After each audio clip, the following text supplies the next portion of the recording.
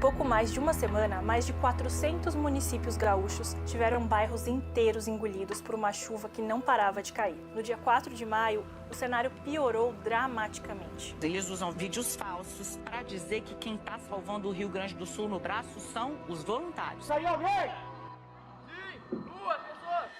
O Rio Grande do Sul decretou estado de calamidade pública. Na parte de trás aqui fica Matias Velho, mais de 50 mil habitantes que sofrem com alagamento. Tem um monte de gente dentro de casa e a rede elétrica tá ligada, vai matar um monte de gente e o resgate teve que parar. É o segundo piso, não tem mais nada, fica tudo embaixo d'água.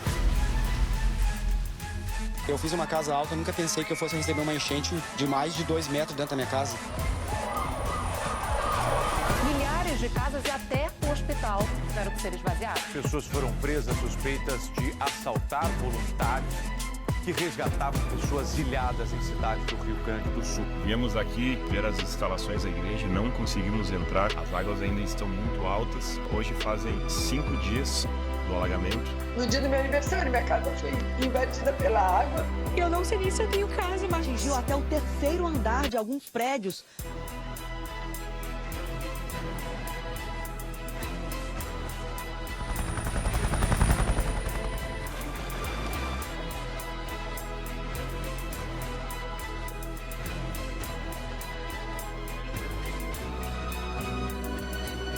E depois de chegar em terra firme, cada um segue seu próprio rumo, aguardando sem previsão o momento de voltar para casa. Chegamos em maio de 2024, né? Uma quinta-feira, dia 2 de maio. No sábado, teríamos o nosso Sábado da Liderança, quando estaríamos apresentando para a liderança o nosso projeto É Hora de Ampliar. E nós já tínhamos nos reunido com um grupo de pastores, nós já tínhamos definido o que nós iríamos apresentar para a igreja, quais seriam as etapas, seriam diversas etapas desse projeto. Já tinha um valor que nós iríamos desafiar a igreja, já estava tudo pronto. Inclusive no informativo já estava impresso, os flyers já estavam prontos, porque naquele domingo, dia 5, seria a ceia de maio, nós iríamos apresentar para a igreja.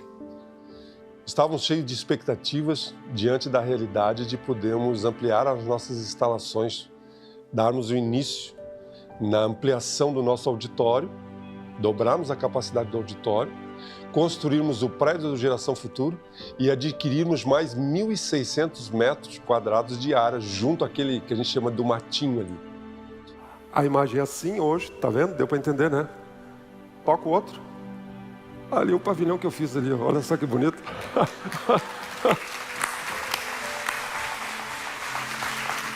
Eu lembro também que num final de semana depois, que seria no dia 11 de maio, seria o culto de comemoração de 35 anos, ele como pastor, né? E aquele mês de maio seria um mês com muita atividade na igreja.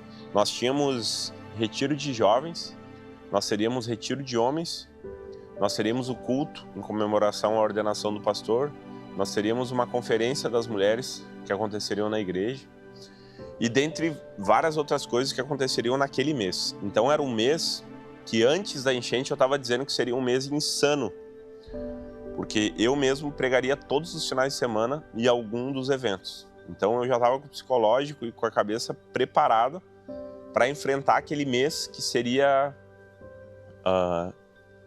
bem, vamos dizer assim, bem corrido, com muitas atividades. Eu costumo dizer que eu mal imaginava o quão realmente insano seria esse mês. Muito maior e muito mais insano do que eu pensei, né? Do que poderia ser. Mas chega dia 2 de maio, uma quinta-feira, e o nosso estado todo, o centro do estado, a serra do estado, sofrendo já muitos dias chuva. As reportagens, tudo que a mídia passava é sobre as fortes chuvas e o quanto o Vale do Taquari, né, o Rio Taquari e alguns outros lá para cima, eles estavam enchendo. A mídia mostrava muito os estragos ocorridos pelas chuvas lá de cima, lá para Lajeado, lá para cima. O rio Taquari chegou a 33 metros na última quinta-feira, atingiu até o 3º andar de alguns prédios aqui nessa orla. E quando eu vi aquela imagem do nível da água que estava enlajeado, eu disse, não, essa água vai vir para cá. Eu vim para casa e eu me lembro que eu peguei a minha mãe e disse para minha mãe, de 80 e poucos anos, mãe, a senhora não pode ficar em casa. E levei a minha mãe para um lugar alto da cidade. Isso na quinta. Cheguei na quinta-feira na igreja, no nosso culto celebrando, e disse para todo mundo, vamos levantar todos os equipamentos, tudo que dá. Falei com o pessoal da técnica, falamos com tudo. O pastor Gilberto chegou para mim e ele falou, Tchê, vamos começar a subir algumas coisas de maior valor da igreja. Vamos subir o que der. A gente sobe para as salas do ICAF lá em cima, o que tiver de mais caro, assim. E eu lembro que a primeira reação foi, não exagera, isso aí não vai acontecer. Aqui, se chegar aqui na igreja, a igreja é praticamente no centro, eu acho que não precisa. E ele falou, não, mas vamos cuidar, vamos levantar as coisas que tiver mais caras. E eu incrédulo, mas sempre com aquele ditado de manda quem pode e obedece quem tem juízo. Inclusive, conversamos com o David a respeito da realidade se teríamos ou não teríamos o culto, porque existia a iminência de que muitos boatos, muita conversa, mas acabamos tendo o culto de quinta-feira. Na sexta-feira, eu pedi para minha esposa e a minha filha sair de casa. Naquela noite, eu lembro que, por orientação do meu pai, que também é o pastor aqui, Gilberto, ele pediu para eu pegar minhas filhas e a minha esposa e tirar de casa e mandar elas lá para casa da minha sogra, que mora no outro lado da cidade. Eu fiz isso e na quinta-feira eu lembro que eu dormi sozinho na minha casa. Mas já estava com uma expectativa, já estava rolando nas redes sociais de que podia acontecer, de que as águas podiam invadir o bairro onde eu morava ali naquela noite. Em muitas localidades do Rio Grande do Sul já choveu mais de 300 milímetros nos últimos dias e a perspectiva, pela previsão meteorológica, é de chover mais 400 milímetros ao longo dos próximos dias até sexta-feira. Para vocês terem uma ideia, a média do mês de chuvas esperadas é de em torno de 160 milímetros. A gente está falando de 4 a 5 vezes mais o volume de chuvas do mês inteiro apenas nesses dias. E eu lembro que eu coloquei o meu relógio a despertar de 1 em 1 hora na madrugada, para ver se a água estava subindo. E eu lembro que aquela noite eu acordei a cada hora e não tinha acontecido nada. Sexta-feira eu acordei de manhã cedo, estava tudo seco, tudo normal. E eu levantei todas as coisas dentro de casa e eu me lembro que o pessoal na igreja levantando tudo que dava para levantar na igreja de equipamento. O pastor me chamou de novo e disse assim, Tchê, vamos pegar todas as cadeiras do Templo Maior e colocar elas todas em cima do palco. E eu, de novo, não acreditando, mas as cadeiras, será? Não, vamos fazer isso. Obedeci, então a gente pegou as 600 cadeiras pretas que tínhamos, colocamos tudo para cima do palco ali. E fizemos isso. Eu lembro que a gente foi na livraria, subiu alguns livros que estavam na parte de baixo. A gente foi no brechó, pegou todas as roupas que estavam no brechó na parte de baixo e subimos elas pro armário na parte de cima. Eu lembro que teve até um vídeo que os guris fizeram, porque eu peguei os manequins que estavam na frente ali da vitrine e peguei as calças dos manequins e subi elas. Subi até a altura do joelho. Tirei os sapatos e subi as calças. Uma igreja que se importa até com manequins.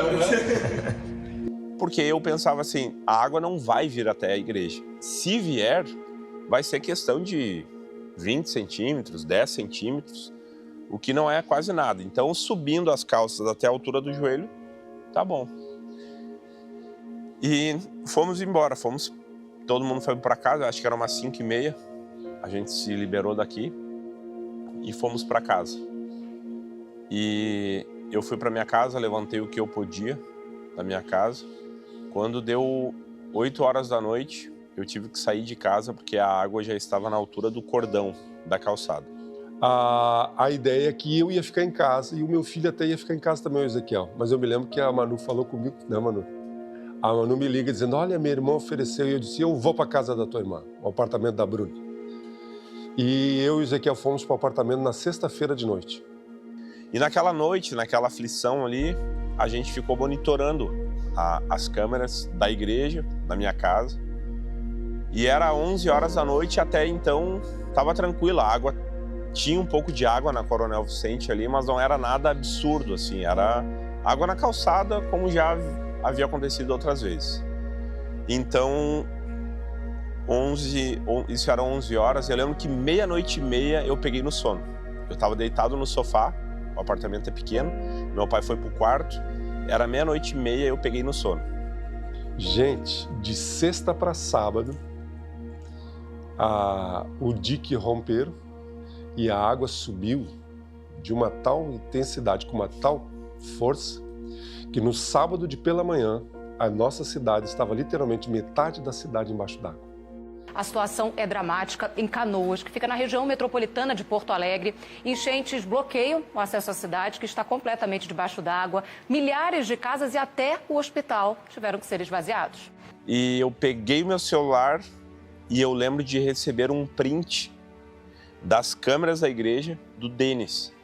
O Denis também estava acompanhando. Um print das 13h15 da manhã. 13h15 da manhã foi o último registro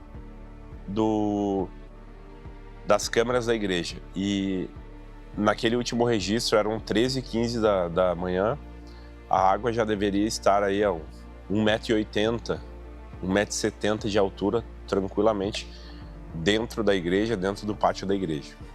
E ali, 4 horas da manhã, foi onde caiu a ficha de que nós estávamos de frente para a maior tragédia que a nossa cidade já presenciou. Na igreja, a água atingiu 2,5 metros. Nossa, vou sentar no meu lugar. Fica ali, olha assim, ó. Agora depois o Dida vem aqui, Dida. Vem aqui, claro, pra mostrar o quanto tu ia ficar afogado. Fica ali, Patrícia. É história, tio. Daqui uns anos alguém vai dizer, Na minha casa aqui, agora onde estamos gravando, vocês vão ver a água atingiu 3,5 metros. Foi uma coisa assim, e eu me lembro que no sábado de manhã, quando eu fui ali para Coronel Vicente, esquina com a Brasil, tinha centenas de pessoas. Isso aqui não é zona de guerra, não sei então.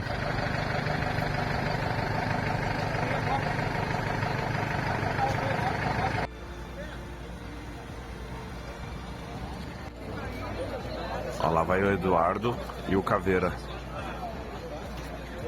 Vou me pegar a Silvana lá.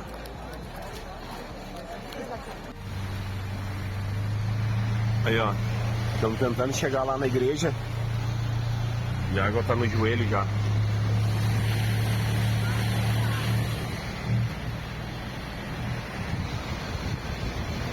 Era um caos generalizado.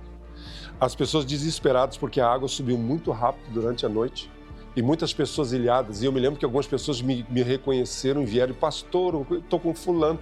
Eram pessoas chorando, pessoas desesperadas. Aí alguém? Sim, 2 pessoas. Vai sair 2 pessoas ali, ó. Vamos tentar. Vai embora.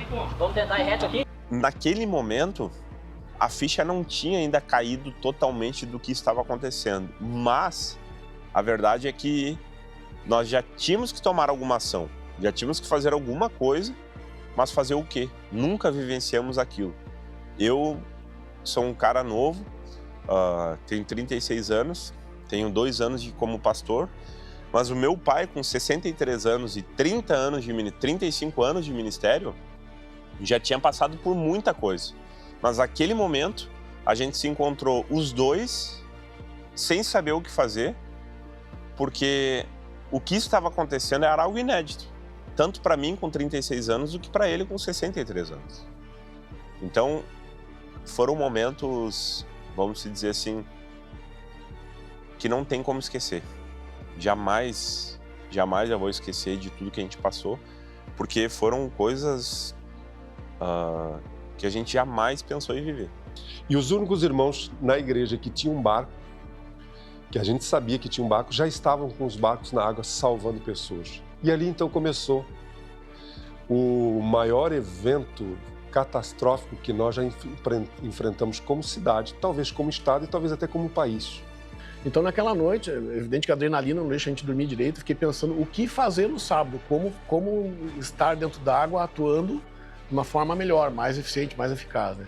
Então aí veio a ideia, eu levei mochila de primeiros socorros, levei cordas, várias cordas, eu levei os radinhos, o walkie-talkies, né? Porque eu e alguém comigo no barco, nós ficávamos com o rádio e o pessoal no ponto de apoio onde ficavam os resgatados, ali ficava a minha esposa, o pessoal da igreja mesmo nos ajudando com o retorno, né? Então, realmente houve uma preparação, vários coletes, mais coletes. Nós conseguimos vários irmãos da igreja aí que nos ajudaram com colete salva-vidas.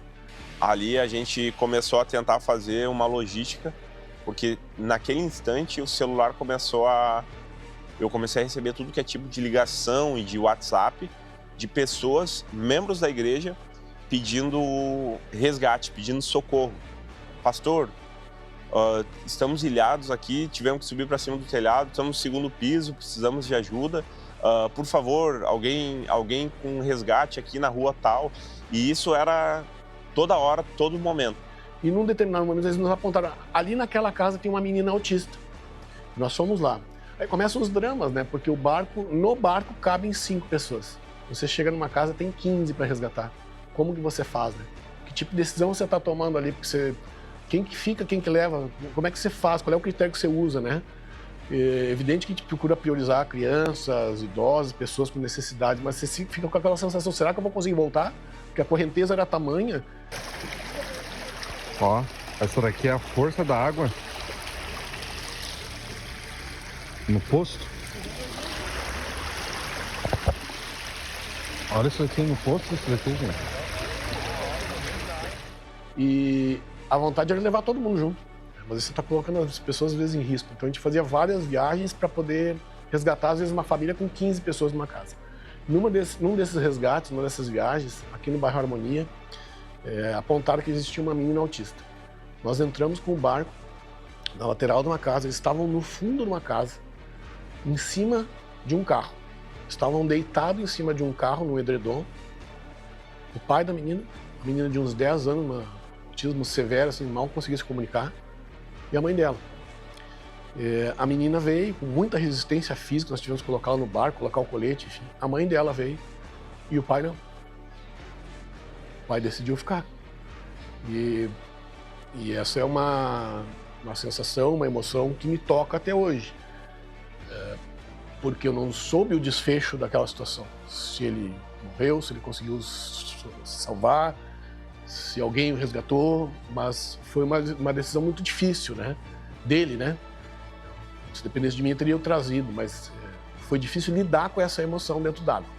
Saber o que aconteceu com ele ou não, porque o que mais a gente se importava ali eram as vidas, salvar o maior número possível de vidas, salvar o maior número possível de pessoas no mais rápido possível, o mínimo tempo possível. Então, os resgates a gente fazia ali um vai e vem insano. Uma das coisas que me marcou muito, assim, foi que no sábado à noite, a gente acordou no sábado de manhã, com tudo debaixo da água, e aquele dia foi o caos, assim, né? Mas eu lembro que no sábado à noite, eu tinha voltado, fiquei o dia todo na rua, tava todo molhado. A gente tá aqui na Coronel Vicente, ó. Vocês podem ver lá, ó, tá? A esquina. Só que a gente tá com um problema agora. A RGE acabou de ligar a luz. Você pode ver lá, ó, na sinaleira lá, ó, a luz ligada, ó. Tá? Ligaram a luz daqui até os 5 colônias, a Harmonia toda aqui. Todos os barcos, todo mundo que estava ajudando no resgate tiveram que sair da água, senão vai dar iminência de choque. Tem um monte de gente dentro de casa e a rede elétrica tá ligada, vai matar um monte de gente e o resgate teve que parar, porque a água a rede elétrica está ligada. Se vocês puderem compartilhar esse vídeo aí e pedir para quem for responsável, RGE, prefeitura, prefeito, seja lá quem for, tem que desligar a luz. Eu estava ali no celular e respondendo mensagem e as pessoas ainda estavam começando a escurecer. Muita gente ainda pedindo resgate. Era um desespero porque estava frio, estava chovendo e estava escurecendo. Tinha muita gente que faltava ser resgatada. E eu lembro que o que me marcou, assim, foi que um irmão aqui da igreja, um amigo meu que serve no Ministério do Som ali, a gente anda junto, joga bola, brinca, dá risada. Ele tinha mandado uma mensagem no grupo do LAF, Louvor da Igreja, perto de umas 9 horas da manhã. Ele pediu resgate para ele e para a família dele. Ele morava na Santo Operário. E eu lembro que ele mandou: gente, preciso de resgate para mim e para minha família, na rua tal, número tal. E isso era 9 horas da manhã. E aquilo passou. E eu lembro que nesse sábado eu cheguei em casa de noite, ali eram umas 7 horas, 8 horas da noite. Tomei um banho quente, fui pro sofá, comecei a olhar as mensagens. E quando deu 10 horas da noite, ele, novamente esse irmão, ele mandou uma mensagem de novo no grupo, botando: socorro, preciso de resgate. E ele tem 2 filhos e a esposa. E ele tinha mandado mensagem, era 9 horas da manhã. E depois, eu já não sabia o que tinha acontecido, tanta mensagem que se perdia ali. Ele manda, depois de mais de 12 horas, eram quase 10 horas da noite, num frio, chovendo, ainda pedindo socorro para ser resgatado. Passava muito barco ali, só que o que eles alegavam é que tinham que pegar as pessoas que estavam em cima do telhado, que estavam com mais risco que nós ali. Eu sei que a gente estava ali em cima da laje, a água não tinha batido ainda, estava embaixo. No degrau da escada, ela ficou no penúltimo ali, né? Estava no penúltimo degrau ali. E a gente estava cuidando disso, mas ela estabilizou ali e parou ali e ficou, né? E não subia mais, a gente cuidou dali, né? Então, e eles passavam, só que começou a pegar a noite de novo, né? E tal, e daí, o desespero começa, né? Do pessoal de novo, né? E os outros que estavam com nós ali também, desesperados, né? Aí nós estava com o vô também, ali o vô, 97 anos, junto com nós ali. Não existia polícia, não existia bombeiro, não existia nada onde eu pudesse correr para poder resgatar ele. Aquilo me deu um sentimento ruim, E eu acho que ali foi até Deus me inspirou, assim, porque eu entrei num desespero que eu pensei: não, isso não pode acontecer, eu eu tenho que achar alguém. E eu lembro que eu comecei a pesquisar e procurar alguém que tivesse algum barco, algum jet ski, alguma coisa eu tinha que achar. Mas eu já tinha feito isso durante o dia e não consegui. Cheguei em casa já meio tarde, assim, a gente jantou, né? Daqui a pouco o Ezequiel me liga: ô Guilherme, consegui um jet ski. Não, você tá de brincadeira comigo. Não, consegui um jet ski emprestado e agora, acho que era Cara, já era tarde, acho que umas 10h30 da noite, assim. E bora, vamos lá.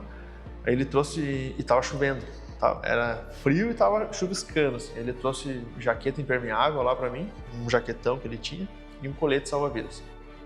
Vamos lá. Fomos, pegamos o tal do jet ski e entramos na água, né? Quando nós chegamos ali, aquilo ali era um caos, gente. Tinha muita gente. Só que o desespero da população era tanta que quando chegava alguém de jet ski ou de barco, as pessoas te agarravam querendo que você fosse resgatar alguém, parente dela, amigo dela. Então eu falei para ele assim: cara, vamos focar para onde a gente tem que ir. Eu lembro que eu peguei no Google Maps e eu contei as ruas, a região que ele morava era na Santo Operário, onde eu conheço. E eu lembro que eu contei a partir da rua onde eu morei, onde meu pai morava. Eu contei, se eu não me engano, eram 5 ruas para cima, 5 quadras para dentro, assim. Eu fiz o cálculo na cabeça ali da onde que eu tinha que ir. Esse meu amigo conseguiu uma lanterna de cabeça. Chegamos lá, eu lembro que a gente colocou o jet ski na água e saiu 11h35.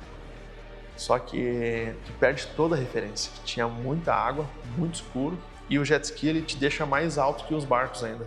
Então, em alguns momentos a gente estava passando e a gente quase bateu a cabeça assim nos fios de energia que passavam na rua. Foi bem assustador assim. E naquele horário quase não tinha barco na água, então estava bem assustador. Gente, a sensação era de muito medo. Eu lembro que por causa da adrenalina eu tremia assim, tremia tudo. Tremia de frio, mas muito mais de adrenalina também. Porque era uma coisa bizarra, uma coisa nunca vivida antes. Você andar com uma embarcação dentro da cidade onde você a vida toda anda de carro. Eu lembro que quando nós saímos assim da saída ali onde tinha muita gente, você andava 50 metros e já ficava tudo silêncio, uma escuridão. E você só enxergava o que a luzinha da lanterna de teste mostrava. Chegamos, quando a gente conseguiu achar a casa do Edinho, a gente chegou lá, estava dobrando um barco na esquina, tinha acabado de resgatar ele. Conseguimos subir para os 2 barcos, daí era um com motor e o outro sendo só puxado. E a gente subiu para os barquinhos ali, mas nossa, foi tenso nos barquinhos, porque os barcos, o da frente puxando e o de trás, onde é que a gente estava, ia batendo nas árvores, ia para tudo quanto é lado, né? Porque era na corda. E com pavor, medo de virar, né? Parecia que foi uma viagem muito longa até chegar na Matias lá, né? Onde a gente parou lá na Boqueirão ali, né? Mas foi muito tenso mesmo também dentro dos barcos ali, foi terrível, né? Que a gente batia em tudo, né? O pessoal não conhecia também o lugar, né? E também como é que ia conhecer com a água tomando conta de tudo, né? E depois eu até brinquei com ele, eu fui até lá e eu cheguei lá e já tinha conseguido ser resgatado. Mas aquilo me deu uma alegria tão grande. Cara, já que a gente está aqui, bora ajudar outras pessoas então. Só que a gente não viu o tempo passar, né? E nisso a gente foi, achamos numa outra casa que estava precisando de gente. E o difícil é que era muita gente para tu resgatar, e tu não tinha como pegar todo mundo. A gente meio que tu ia olhando assim, agora o que nós vamos fazer? A gente está só com jet ski aqui. A gente, numa dessas viagens, a gente veio até a saída aqui e tinha um barco, encontrava um barco de alumínio pequeno, com 2 homens dentro, e eles falaram, a gente não tem motor, não poderia amarrar o nosso barco no teu jet ski, caberia mais gente, eles falaram. Não, vamos lá. A gente puxou eles. Idoso, criança de colo, mulher, a gente pegou bastante pessoas assim nesse barquinho com uma cordinha, sabe? Foi o que deu para fazer assim que a gente pôde fazer, né? Eu me lembro que num dos resgates, quando eu e o Isaac, nós largamos as pessoas no ponto de apoio, ali naquele momento, isso foi muito emocionante para nós. As pessoas falavam assim, vocês viram aquela mulher maluca entrou dentro d'água, ela não sabia nadar. Nós achamos estranho aquele negócio, quando a gente estava abastecendo o barco, virando, né? E o pessoal comentando, a mulher maluca saiu ali no meio da enchente, não sabe nadar, enfim. E de fato, nós encontramos essa mulher maluca, né? 150 metros abaixo do ponto de apoio, perto das telas da STE, agarrada na grade, com água no pescoço. E ela não sabia nadar.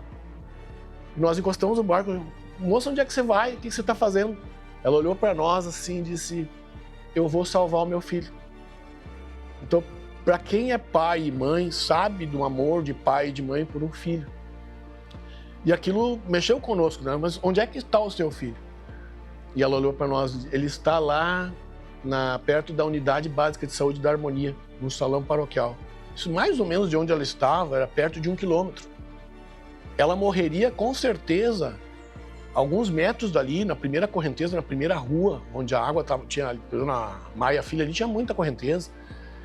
E aí nós colocamos ela para dentro do barco e nós a levamos até a unidade básica de saúde e lá estava o filho dela e cerca de mais 30 pessoas. Lá, por exemplo, tinha uma menina que não tinha perna, tinha cadeirante, tinha PCD, tinha idosos, tinha pessoas lá com outros tipos de enfermidades. Então, quando a gente se deparava com esse tipo de situação, rasgava o plano A, né? Rasgava o endereço e salvava quem a gente achava que deveria salvar naquele momento. A pessoa que a gente julgava ali, naquela fração de segundos, que precisava do nosso apoio, do nosso resgate. E ao mesmo tempo que nós resgatamos muitas pessoas, nós não contabilizamos, mas por baixo umas 300 vidas nós devemos ter salvo. E uma das coisas que a gente fez, quando a gente passou aqui na frente da igreja, a porta do Templo Menor ali, ela estava aberta, devido aos barcos passarem e a onda das embarcações baterem na porta, a porta arrebentou. E eu falei para esse meu amigo, cara, a gente precisa entrar ali, precisa resolver, precisa arrumar aquilo ali. Só que no domingo, eu junto com o Jansen, que tinha o barco, que é o irmão da igreja, com o Miranda e com o Isaac, resolvemos vir até a igreja aqui para fechar a porta da igreja que estava aberta. E que dia que foi? No sábado à noite já tinham acontecido alguns saques pro lado de cada cidade.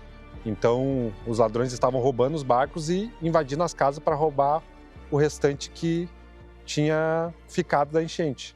Pessoas que ficam saqueando lojas, casas e outras que até estão assaltando, estão com armas, como acontece aqui em São Paulo, só que em cima de barco. Arma na cabeça, eles exigem tudo que as pessoas têm. Gente, 7 pessoas foram presas suspeitas de assaltar voluntários que resgatavam pessoas ilhadas em cidades do Rio Grande do Sul. Não bastasse o caos provocado pelas enchentes no estado, tem gente se aproveitando da situação para cometer crimes, um verdadeiro absurdo. Aqui, exatamente aqui no Templo Menor, nós estávamos de barco e minha cabeça estava muito próxima ao teto.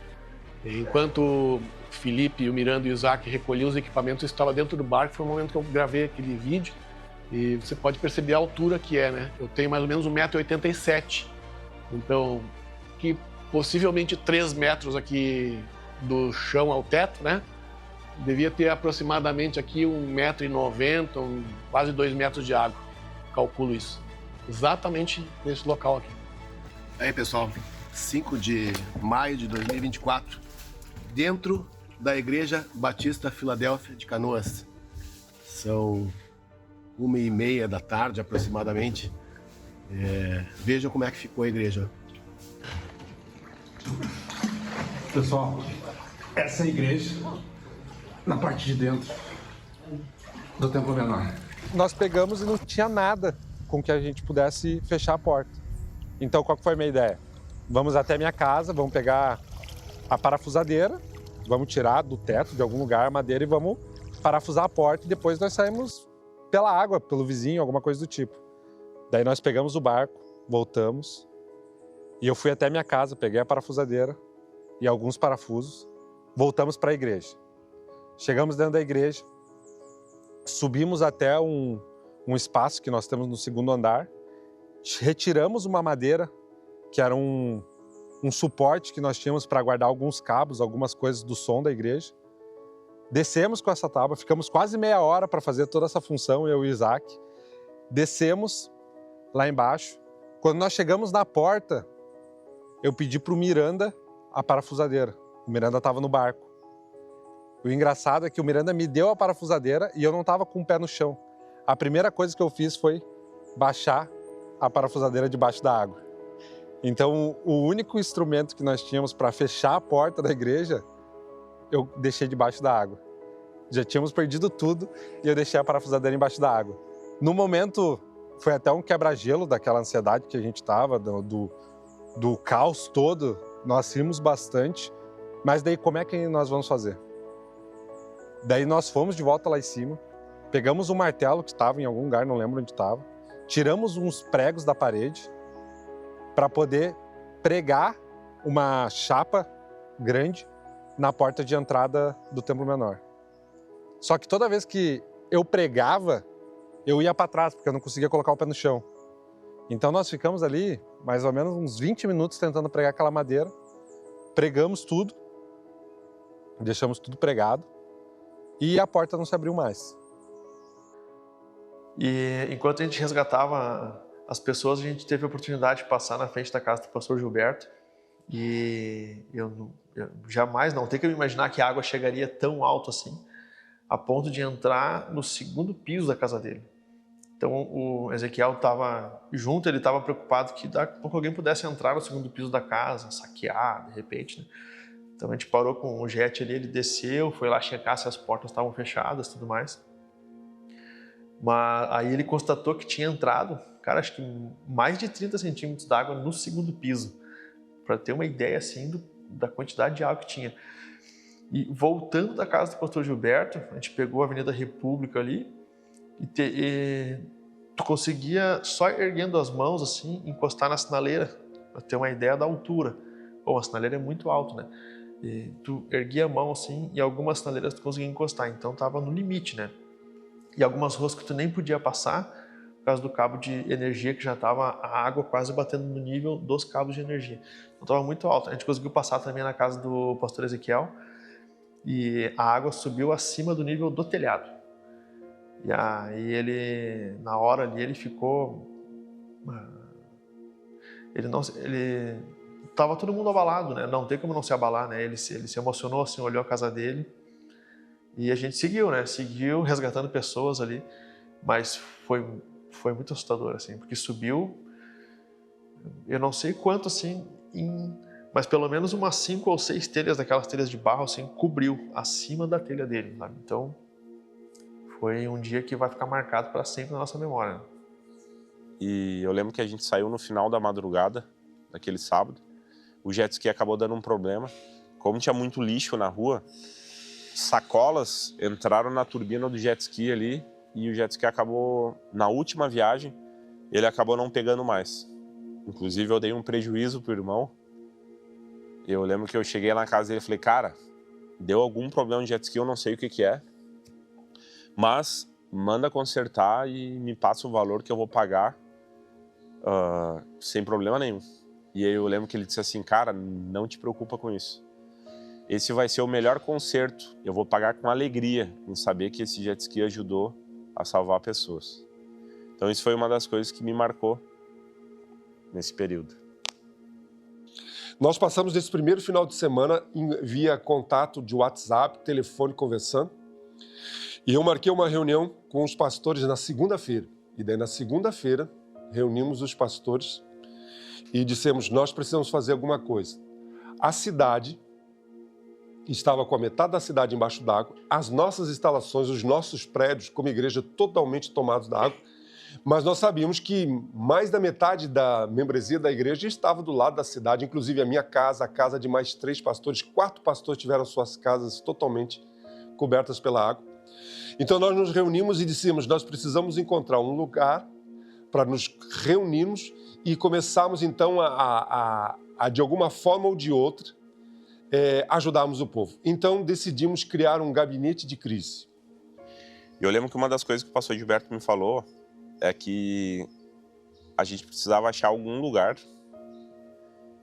para a gente montar um local para a gente poder se reunir ali no sentido de receber doações ou amparar as pessoas de alguma forma que elas precisassem de ajuda, porque a situação da cidade, gente, do lado oeste, era desoladora, era uma guerra.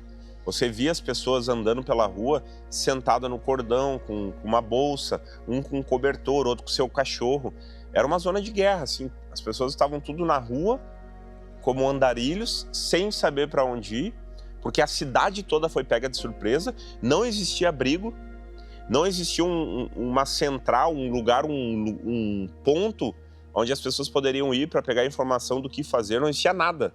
A polícia não estava preparada, os bombeiros não estavam preparados, a guarda municipal, a prefeitura, o governo do estado, o governo federal, ninguém estava preparado, e nem nós preparados para esse tipo de situação.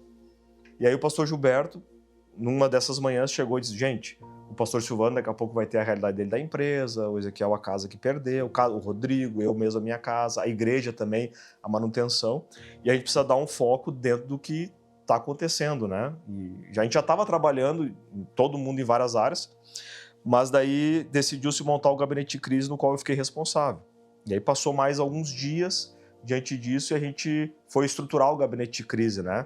O pastor Gilberto trouxe anotado já algumas ideias, baseado até no que já estava acontecendo, né? De maneira informal, mas reuniu-se assim dentro de uma estrutura. E a partir disso a gente começou a pensar pessoas que pudessem ali estar em cada uma dessas áreas e poder atuar, né? Porque foi muitas áreas de atuação no gabinete de crise, coisas que estavam acontecendo e outras que nós já imaginávamos que iria ter a demanda, né? E saindo dali, isso foi numa segunda. A partir de terça-feira, nós começamos a procurar lugares, um pavilhão, um lugar para nós nos reunirmos como igreja, no sentido de recebermos donativos, centralizarmos os nossos esforços. E nós não conseguimos locar. Tentamos vários locais, saiu o pastor Gilberto, o pastor Silvano. Os pastores saíram atrás, né? E a coisa não dava certo e a gente ficou ali. Começamos a orar ali e Deus começou a abrir portas que a gente nem imaginava, né? E tudo portas assim de locais emprestados, que nós não precisamos nem locar, né? 2 locais na Boqueirão, daqui a pouco na Guilherme Michel. Vários locais foram abertos e nós precisávamos de um pavilhão grande também para receber caminhões, né? Porque o caos da nossa cidade, a confusão que estava, as pessoas olhando o local muito aberto, recebendo itens, era uma confusão, né? Ah, vão doar para quem? Querendo pegar talvez o que estava ali sendo doado. Então precisava de um local reservado. E um dia eu tô lá na Pingo de Gente, que inclusive foi o primeiro local aberto nosso.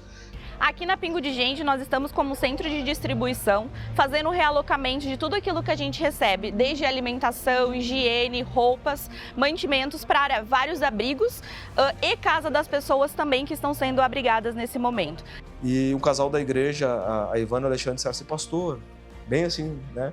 A gente tem um pavilhão, quem sabe o senhor dá uma olhada no pavilhão e vê se serve. Eu disse, não, vamos lá, amanhã de manhã eu vou lá. E quando eu cheguei lá, era um pavilhão de 1.300 metros quadrados, bem reservado, do lado da empresa deles, com segurança, com tudo. E eu disse, meu Deus, a mão de Deus ali. E foi aonde nós recebemos todos os bens duráveis e várias cargas também de alimento. Depois nós distribuíamos nos outros locais, né? No dia seguinte, na terça-feira, a gente recebeu uma carreta. Eu lembro que a primeira carreta que a gente recebeu foi um bitrem.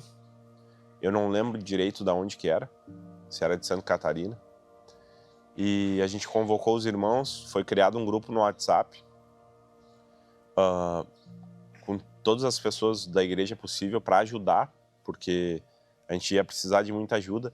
E é interessante que a igreja a gente fez um levantamento depois e constatou que 1.101 pessoas, membros da igreja, haviam tido as suas casas alagadas. Então tinha muita gente fora de casa, muita gente sem trabalhar, porque a Canoas inteira parou.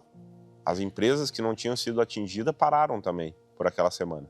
Então estava todo mundo disponível, porque não dava para voltar para casa, não dava para fazer nada, estava cheio de água. Então nós tínhamos muita gente, muitos voluntários da igreja, irmãos e irmãs nossos aqui para ajudar a carregar e descarregar caminhão e organizar. E Deus colocou a vida do Miranda, né, no centro de distribuição. E aí nós fomos montando as equipes em cada local, porque muitos locais abertos precisam de muita equipe, né? Então isso também foi uma realidade bem interessante que aconteceu e foi bênção, né? Armazenávamos, organizávamos de uma forma assim minimamente possível e enviávamos o que era de alimentos, o que era de cestas básicas prontas, kit de higiene, kit de limpeza pronto. E basicamente nossa logística funciona da seguinte forma: os caminhões chegam na Santos Ferreira, descarregam as caixas lá, vêm para Guilherme Michel e a gente faz kits de limpeza, higiene e cestas básicas para distribuir um pouco para a população e um pouco para os membros da nossa igreja. Além dos kits emergenciais que a gente está entregando agora para as pessoas, a gente também tem feito kits para reconstrução, quando as pessoas voltarem para suas casas, como kit de alimentação, limpeza e higiene. A gente contou com o apoio de dezenas, centenas de voluntários. Sem isso não seria possível a gente fazer tão rapidamente tudo o que fizemos. Foi assim uma operação de guerra, mas de uma forma muito rápida, muito dinâmica, organizada. Nós conseguimos organizar tudo, conseguimos mobilizar as equipes e conseguimos distribuir. Começou na sexta-feira, toda aquela parte que a gente conhece. No sábado, nós já estávamos na Santos Ferreira aqui, numa casa que ia ser um salão de beleza, que abriu a porta para nós recebermos as pessoas da enchente, certo? Então ali começou o nosso primeiro abrigo.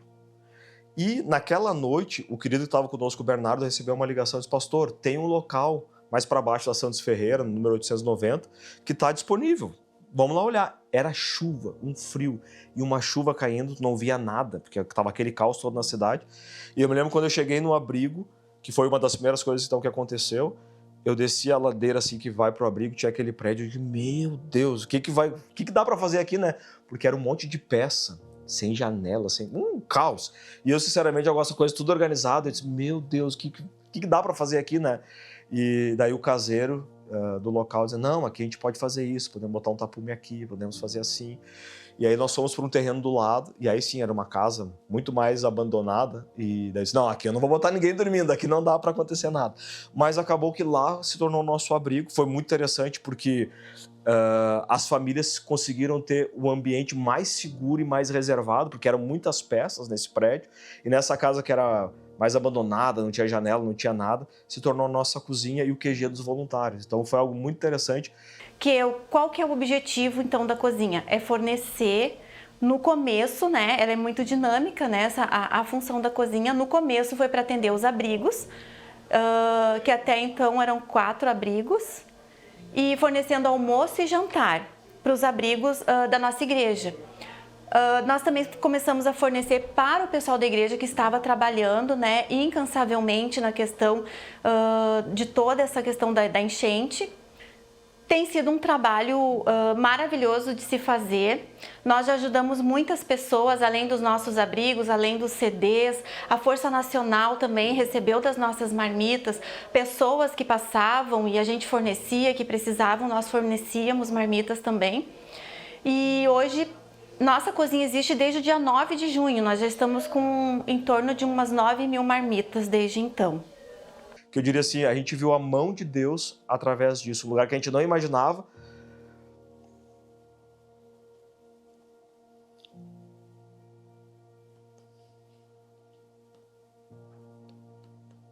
Mas que se tornou lugar seguro para as pessoas atingidas, né? Famílias inteiras, e não só seguro para dormir, receber alimentos, mas seguro também no aspecto de receber o evangelho. Então, lá, a gente teve o CR Abrigo lá, teve ministrações da Palavra de Deus, as crianças tiveram atendimento. Então, isso foi algo muito interessante, né? Que aconteceu. Oi, pessoal, meu nome é Matheus e eu tô aqui hoje para apresentar para vocês o lugar que está me alimentando enquanto a minha casa está totalmente embaixo da água. Eu perdi tudo que eu tinha praticamente, minha geladeira, minha TV, meu sofá, tudo que eu tinha. Então eu quero mostrar para vocês o lugar praticamente que eu tô sendo alimentado, que eu tô tendo comida, que eu tô tendo o que eu posso e tô tendo um lugar onde dormir, porque eu tenho que agradecer, onde agora eu tenho um lugar onde dormir. Oi pessoal, meu nome é Vitória, eu tô aqui para dizer que eu tô num lugar muito bom, maravilhoso, me trataram com amor e carinho e eu ganhei várias coisas. Essa aqui, ela me ajudou muita coisa com amor e carinho, pessoal. Eu dou graças a Deus que eu tô com elas. Querida. Não é fofa, viu? Eu falei que ela era muito fofa. Tchau. Obrigado. Querida, né?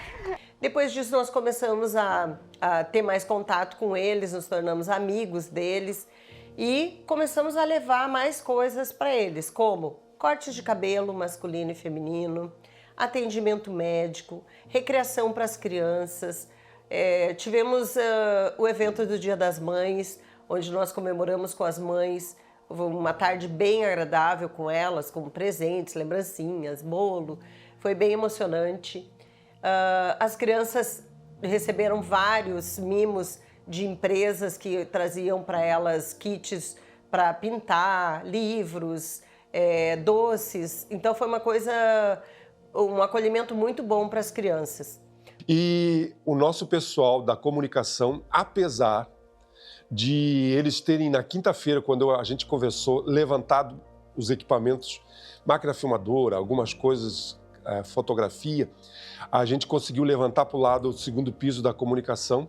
Muitos dos nossos equipamentos ainda não conseguiram ser levantados e ficaram embaixo d'água. Mas o nosso pessoal da comunicação, a gente começou a reunir o nosso pessoal e começamos a fazer, então, inserções nas redes sociais da igreja com celular mesmo. E começamos a fazer e a divulgar. E isso tomou uma proporção tal, criamos um canal, criamos um Pix e começamos a levantar, vamos dizer assim, a mobilizar o povo para donativos e ajudar o povo. Ali começou, então, o desafio de acolher as pessoas. Nós, com 1.800 pessoas na igreja, 1.100 desabrigadas alojadas, as pessoas precisavam de um auxílio. E até mesmo saber que a igreja estava atuando para auxiliar elas. Então, por exemplo, daqui a pouco o pessoal, eu vou comprar uma cama. Mas a igreja estava comprando para doar para ela. Então tinha essa realidade de entrar em contato com essa pessoa e dar um suporte a ela emocional, espiritual e dizer o que estava acontecendo.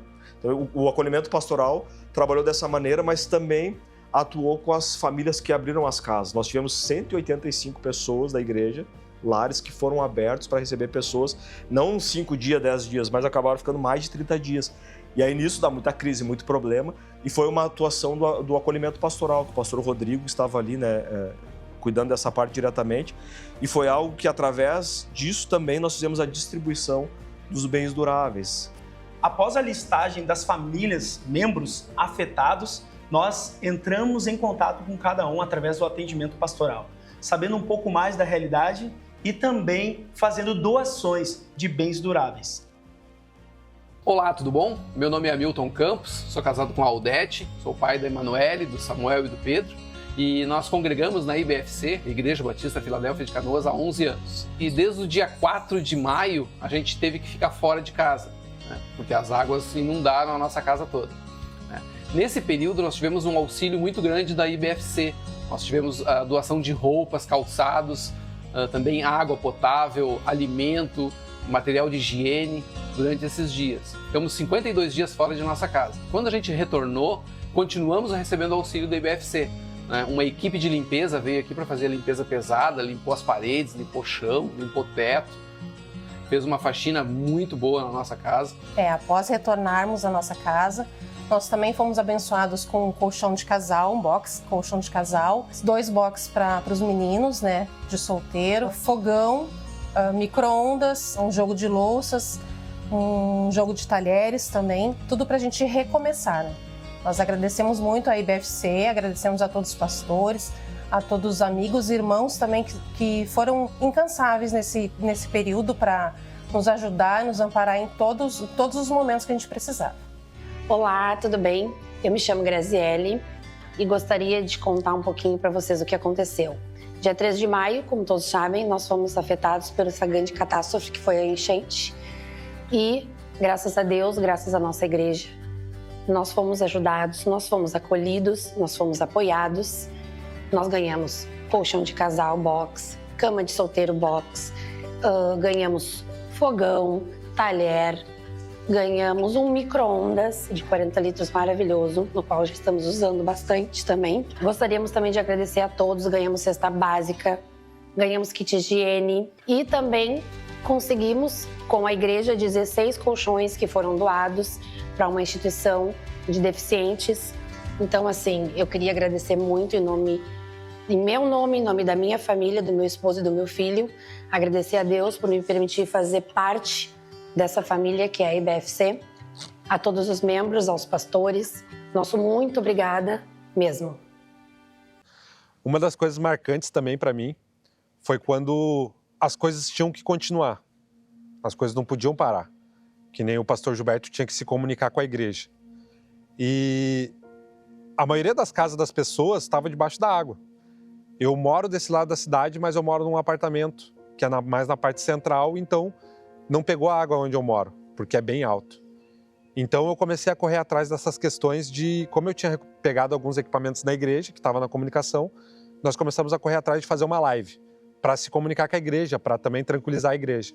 Então no domingo nós fizemos uma live, estava o pastor Gilberto, e foi uma das primeiras vezes que eu vi, assim que eu consegui presenciar, o pastor Gilberto um pouco abalado, que ele se emocionou ao falar de tudo que estava acontecendo, ao falar da sua mãe. E eu queria encerrar essa live dizendo que hoje é Dia das Mães. E eu quero mandar um beijo para minha mãe, a minha mãe com 87 anos. Eu me emociono porque quando eu tirei a minha mãe de casa, ela tem um cantinho dela. E quem entende da pessoa de idade sabe que a pessoa de idade, ela é apegada às suas coisinhas. E a minha mãe é muito apegada às lembranças do meu falecido pai, às fotos, os documentos. E eu digo para vocês, mãe, a senhora precisa sair daqui, mãe. Vamos levantar tudo. Eu levantei todas as coisas da minha mãe para cima do guarda-roupa, que é 2 metros e pouco, e pensei, mãe, as suas fotos, os seus documentos estão seguros, mas a mãe precisa sair. E eu tirei a minha mãe com a roupa do corpo e mais algumas coisinhas e levei ela para um lugar alto. E agora, ela perdeu tudo. Então, eu digo assim, eu imagino a dor do coração da minha mãe. Mas eu quero dizer a você, mamãe, que nós estamos orando. E como filhos, nós vamos fazer o possível para alegrar o coração das mães. E você, mãe, que talvez esteja olhando para os seus filhos e agora digo, meus filhos não têm mais um brinquedo, não tem mais uma cama, não tem mais nada. Mas nós, como igreja, vamos fazer o possível para trazer alegria aos nossos filhos e reconstruir o seu lar. Então, mamãe, apesar de toda essa dor, nós estamos com você, orando com você e dizendo que Deus sabe o que você está passando, mamãe. Eu lembro que, acho que uma semana depois que a água já estava na altura máxima ali, eu acabei conseguindo um barco emprestado também. Já não tinha pessoas para resgatar mais. Muita gente resgatando animal. Mas eu lembro que eu consegui um barco e a gente pegou e veio aqui na igreja. Olá, pessoal. Viemos aqui depois do 5º dia de enchente, ver as instalações da igreja. Não conseguimos entrar, como vocês podem ver. As águas ainda estão muito altas, embora já tenha baixado quase 1 metro. Hoje fazem 5 dias do alagamento e a água ainda está muito alta. Nós pedimos que você esteja orando por nós, orando por cada pessoa, cada família. Veio aqui na igreja para ver como é que estavam as coisas e foi uma sensação bem estranha, assim, em tu encontrar a igreja da forma como estava. A água estava muito alta. Certamente, com certeza, estava a mais de 2 metros de altura. E nós vimos o caos que estava instaurado, todas as coisas boiando. Tinha essa cadeira que eu estava aqui, estava presa na porta. E quando nós abrimos, ela saiu para fora. Tudo boiando, as cadeiras que nós sentamos no culto, que tinham recém sido compradas, estavam todas boiando. Então foi algo que impactou bastante, tanto eu quanto o pastor Ezequiel. E naquele momento, não que já não tivesse caído a ficha, mas nós vimos que a retomada do que era o normal para nós até então iria demorar muito mais do que nós estávamos imaginando. E a partir daquele momento nós já começamos a traçar um plano de ação para a recuperação dos equipamentos. E isso levou um bocado de tempo. Depois que as águas baixaram, que realmente foi possível voltar, e a gente se deparou com a quantidade de estrago das águas, no primeiro levantamento que a gente fez na igreja, os estragos ficaram entre R$650 mil a R$850 mil. Isso tudo dependendo de conta do que a gente poderia recuperar. E até então, nós não tivemos iniciativa nenhuma em relação a mexer nas coisas da igreja, estávamos focados nas famílias voltarem para casa, nas famílias terem, vamos dizer assim, os seus lares limpos, tratados. E eu digo para vocês, foi um dos maiores desafios que nós enfrentamos. E eu me lembro que o César da Adri, ele trabalha com a questão de equipamentos e várias coisas. Pastor, falou pro Anderson, né? Existe a questão de lava-jato industrial. Eu disse, como é que funciona? Lava-jato a gasolina. Eu falei, tia, nem sabia que existia isso, né? E daí ele disse assim, vai ser muito bom, porque não vai ter luz para as pessoas ligar o lava-jato e nós podemos, então, auxiliar elas através disso. Então eu entrei em contato com os fabricantes que nós representamos, expliquei o projeto, expliquei a nossa ideia e nós conseguimos algumas máquinas com um desconto bem considerável aí que a igreja adquiriu, comprou. E para nossa surpresa também, uma dessas empresas nos doou uma parte dessas máquinas, então acabou dobrando a capacidade aí de máquinas. E com isso nós conseguimos auxiliar mais de 220 casas para serem limpas. E uma semana antes de nós iniciarmos todo o processo de limpeza das casas de irmãos e irmãs da igreja, nós fizemos um teste, né? Nós fizemos lá um piloto numa das residências, onde nós todos estávamos paramentados lá com com macacões, com EPIs, com lava-jato. E esse foi um processo também bacana, porque ali nós tínhamos os líderes de cada equipe de limpeza das casas. E quando você vê o estrago que a água faz, o lodo faz, o barro faz, é uma coisa que te dá uma sensação assim de frustração, porque era algo que era tão bom e acabou. É uma sensação assim de perda, de inutilidade. Uma coisa assim que até um pouco tempo atrás estava servindo, agora está ali inútil, tem que botar fora, não tem mais sentido. Porque a água mascara muita coisa, você começa a ver a marca, você começa a ver o quanto era difícil o quanto seria difícil de limpar, você começa a jogar as coisas fora, é um impacto totalmente diferente. Todos os informativos da igreja que eu tinha do tempo antigo, todos os históricos da juventude, todos os livros antigos, os livros de atas antigos, documentos antigos, os meus esboços de sermão que eu fazia na mão, tudo aquilo que tinha, a mãozinha da minha filha na máquina de xerox da igreja, tudo foi perdido. Então nessa hora te dá uma sensação assim de que a tua vida ficou meia vazia de lembranças, de recordação. Mas o que é lindo no reino de Deus é que o reino de Deus é um reino de amigos. Nós tivemos pessoas de todos os lugares do Brasil, alguns até de fora, do exterior, nos ajudando com ofertas, com orações, e muitos vieram aqui na minha casa. Veio um grupo de queridos de São Paulo, Rio de Janeiro, que me ajudaram a limpar, botar para a rua sujeirada. Então, a solidariedade do povo de Deus fez uma diferença tremenda, impressionante na realidade. Dentro da realidade que foi chegando para nós financeiramente falando, nós fomos investindo, comprando coisas, né, fazendo parcerias, e nós compramos mais de 180 cama box, né, de qualidade, porque uma coisa muito interessante que nós tínhamos era assim, ó, nós não queremos comprar qualquer coisa que daqui a pouco, a 2, 3 meses, as pessoas têm que trocar e têm que investir financeiramente falando. Então, nós compramos aproximadamente 180 cama box, nós compramos algumas centenas de colchões de solteiros de qualidade também, compramos 160 fogões, mais de 70 micro-ondas, ao todo deu mais 600 itens, né, de bens duráveis. Nós conseguimos comprar algumas geladeiras também, compramos algumas máquinas de lavar roupa, né, dependendo da realidade da pessoa. Eu me lembro de uma senhora que ela com problema de coluna, feito cirurgia, não tendo condições, e o pastor Rodrigo disse: pastor, o que tu acha, assim? Ela precisaria de uma máquina de lavar roupa. Eu disse: vamos comprar para ela. E ela, quando recebeu, ela mandou um áudio assim que corta o teu coração, e ela disse assim: eu agora, no final da minha vida, eu tô tendo coisas melhores do que eu tinha antes, né? Então, esse gabinete de crise foi organizado dessa forma, para poder já nos estabelecermos. E dentro da gabinete de crise, nós criamos também uma parte que o pastor Ezequiel, mais o Dida, ficaram responsáveis, que era, assim que houvesse condições, que a gente puder entrar para dentro das nossas instalações da igreja, começar então uma frente para recuperar as instalações da igreja. Tu não sabia por onde começar, porque por onde tu olhava, tinha coisa.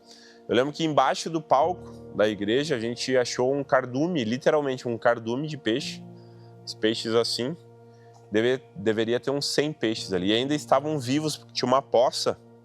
Eu lembro que eu me agachei assim para arrancar umas coisas, e como tinha uma poça, ali os peixes estavam tudo ali e alguns ainda estavam se batendo.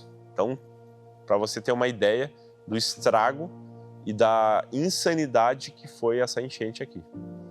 Bom dia, gente.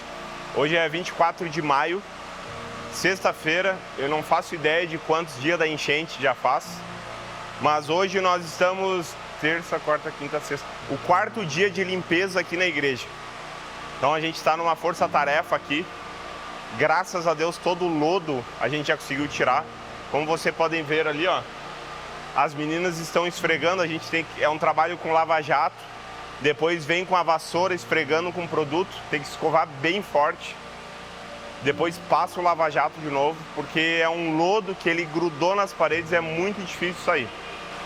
Então, logo depois, mais pessoas começaram a vir nos ajudar. A gente recebeu uma ajuda de voluntários que vieram pelo Palavra da Vida. A gente chama o pessoal do Colete Verde, que eles estavam tudo identificados com um coletinho verde. Então, glória a Deus pela vida de vocês. O pessoal organizou cadeiras, vocês já chegaram, já saíram botando cadeira para cá. A gente louva a Deus pela vida de cada um de vocês.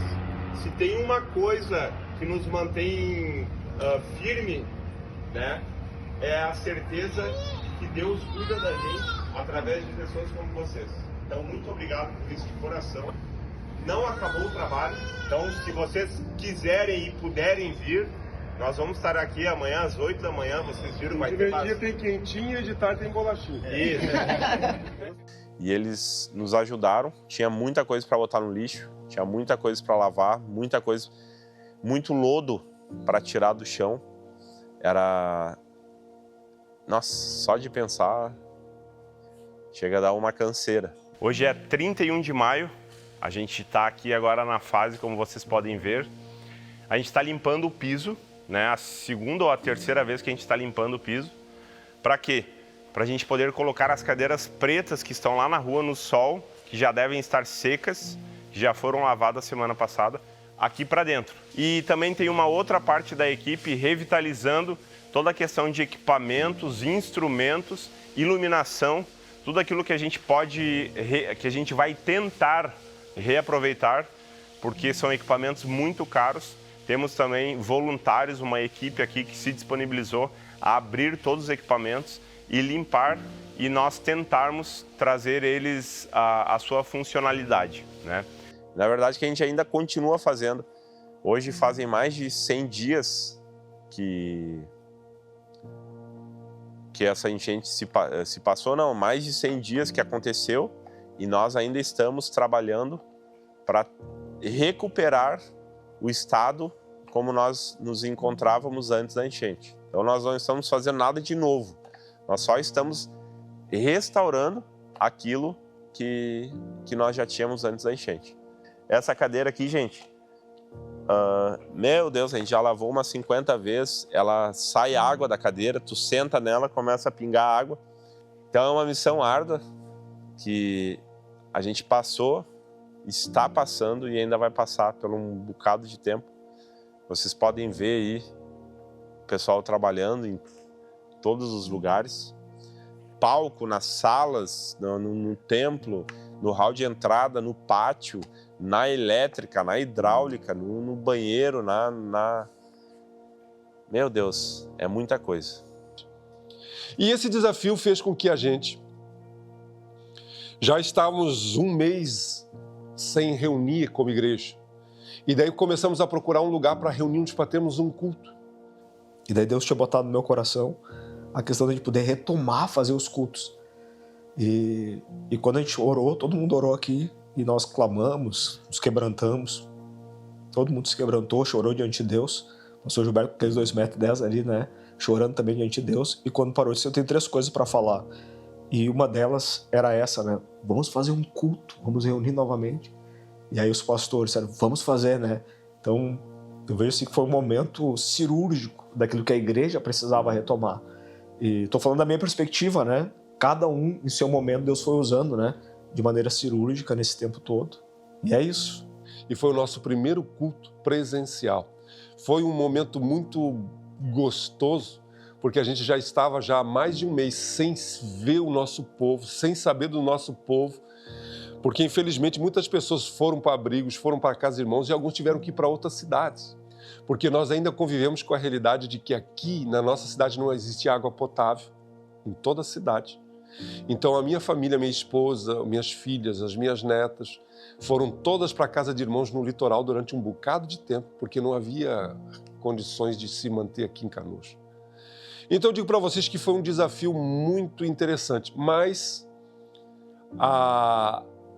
nós estamos falando isso hoje no dia 31 de julho e já fazem mais de um mês que nós estamos trabalhando para retomarmos as instalações da igreja, ainda não estão retomadas, mas já estamos nos reunindo já há um mês. Vamos ter agora, no próximo domingo, o nosso primeiro sábado da liderança. Não tivemos sábado da liderança em maio, não tivemos em junho, não tivemos em julho. Vamos ter agora o primeiro sábado da liderança em agosto. E vamos ter o nosso culto de ceia. Será o nosso segundo culto de ceia no nosso pavilhão, nas nossas instalações. Eu tô barbudo assim, ó, e cabeludo, porque eu tinha cortado o cabelo um dia antes da enchente. Tava com o cabelinho na régua, a barbinha feita, e daí deu tudo isso aí. E eu não tinha mente, nem sanidade para poder cuidar da minha beleza, que já não é tanta. Mas eu não tinha esse tempo e essa vontade de cuidar disso. Então eu disse que eu só iria cortar o cabelo e tirar a barba no dia que eu voltasse para minha casa. E hoje é 14 de agosto, eu não voltei para minha casa ainda, devido à enchente. Mas se Deus quiser, tá mais próximo do que nunca. E aí vocês vão me ver num estado um pouco melhor do que esse aqui. Mas eu acho que até cabe o registro, né, nesse estado aqui, para você ver. A minha cara tá representando como que o estrago que a enchente fez na cidade de Canoas e na nossa igreja. Então, olhar para a nossa igreja no momento de caos é perceber também que, apesar do que foi ruim, a igreja não é mais a mesma, vai do bom para o melhor na transformação que Deus quer. Então, nós temos que, de fato, voltar a sonhar e sonhar o sonho de Deus para a nossa vida. Eu sempre tive uma convicção muito forte de que Deus é o dono desse negócio e é o dono da minha vida. Então eu olhei e disse assim, Deus tirou, Deus fazer, a vida vai continuar, a igreja vai continuar. E hoje eu estou falando com vocês no dia 31 de julho. E ainda hoje, almoçando com um querido que veio conversar comigo, perguntar como é que eu estava, eu digo assim, por incrível que pareça, eu percebo o detalhe de Deus em todas as coisas, como igreja, na minha vida pessoal, como pessoa, na minha família, com os meus filhos, com os meus netos, o cuidado de Deus. E eu digo para vocês, foi uma experiência única, foi uma experiência forte, foi uma experiência, assim, traumática, mas ao mesmo tempo foi uma experiência que deu para perceber o cuidado de Deus, a proteção de Deus. Então, eu não quero isso para ninguém, mas digo para vocês que você sai dessa situação ou mais crente ou mais descrente. Eu, graças a Deus, saí mais crente e a Filadélfia, por incrível que pareça, saiu mais generosa, saiu mais fortalecida, saiu mais convicta da sua missão, do seu propósito. Então, louvado seja Deus.